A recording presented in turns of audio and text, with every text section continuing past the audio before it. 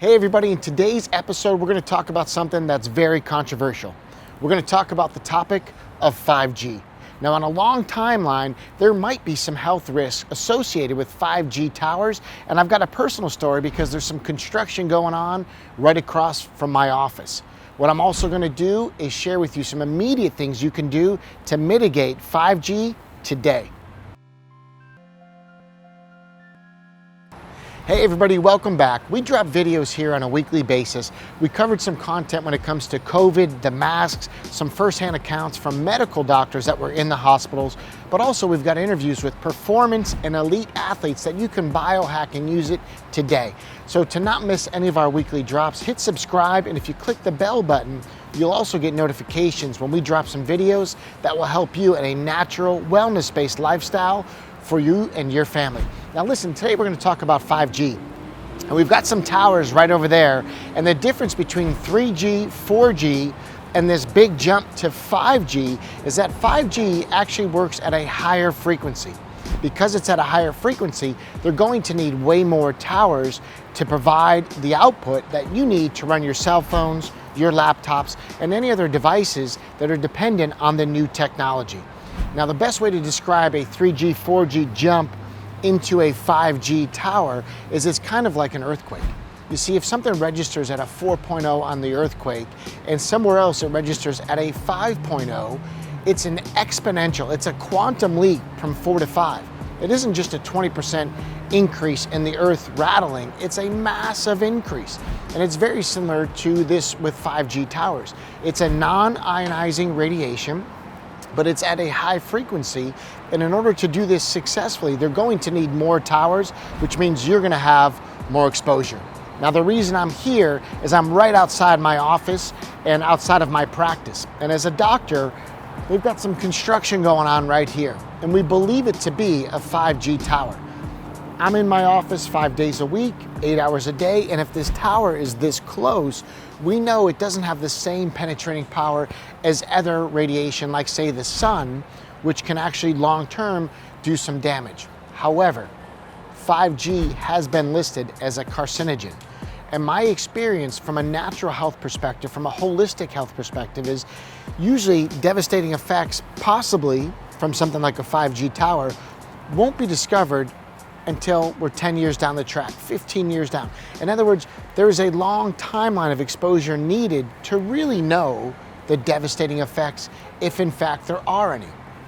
Now, as of right now, there's no substantial literature or research that shows that. But I'm also going to tell you it's so new, we wouldn't have that data. And my goal with these videos is to keep you safe, to teach you natural health and wellness perspectives so you don't become a statistic. In other words, you don't become one of the victims of some new technology. So I'm not here to be a conspiracy theorist. What I want to do is give you some things you can do immediately while we don't know about 5G and there's some speculation, because what it ultimately does is it heats up tissue, and there's some speculation on one-sided use of cell phones, what they call IPSILATERAL use, one side or the other side. There's an increase in brain tumors on the side of usage. This is also very common to like fire departments. There are things that are assumptive injuries with firefighters. There's something in the fire departments called off-gassing. When they come back from fighting a fire, to get their equipment off right away is important because there's an actual 4 times increase in brain tumors in firefighters. Now, this is an assumptive injury because of the gases and the carcinogens of burning buildings. There is a dramatic increase in brain tumors. IPSILATERAL use is one of the speculations when it comes to cell phones, and the increased high frequency non-ionizing radiation hasn't also been tested on a long enough timeline. So there are some cheap and ineffective things you can do. There are EMF blocking devices you're probably going to want to get. The EMF blocking devices is small as a little chip you can put in your pocket.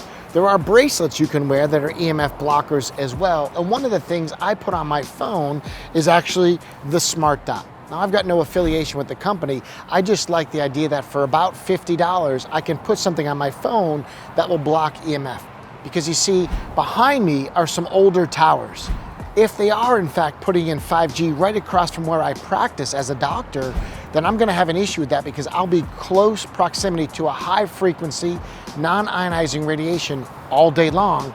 And then whenever you travel with your cell phone, as it's trying to pick up signal, it will increase the EMF output. In other words, if I get in the car with my cell phone in my pocket and I'm driving around, it's gonna increase my radiation there. So again, Smart Dot is something I put on my phone. You can do bracelets, you can do these tiny little chips. We've had these older towers here for a while. 5G is a whole new category. It's unknown. And rather than wait to see what they find out later, I'm gonna advise, get something quick and easy now for $50 that neutralizes these EMFs and keeps you safe. Hey, everything we do on this channel is about wellness. Everything we do is to keep you healthy, performing at a higher level. And if you found this interesting, don't forget to hit subscribe, click the bell button so you get future notifications. And if you like this topic and you're interested in other things on health, check out one of our other videos, because we always give you action steps to do that keeps you positive while we notify you of health risks in the process. So if you like this tip, comment down below. The idea around 5G is it's an evolving conversation. I don't want to be an alarmist, but I do want to give you some heads up on things before it becomes a problem. Also, if you enjoy this video tip, hit subscribe and don't forget to click the bell button, because then you'll get notifications as we drop these weekly health tips. But again, this one's a bit close to home for me because this is my office. There's a lot of construction and we haven't gotten a straight answer. The controversy around 5G is close to home for me.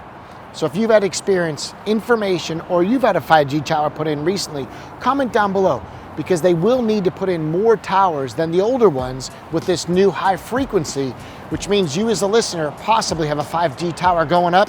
Comment down below and I'll keep you up to date as we find out more about this new and developing topic.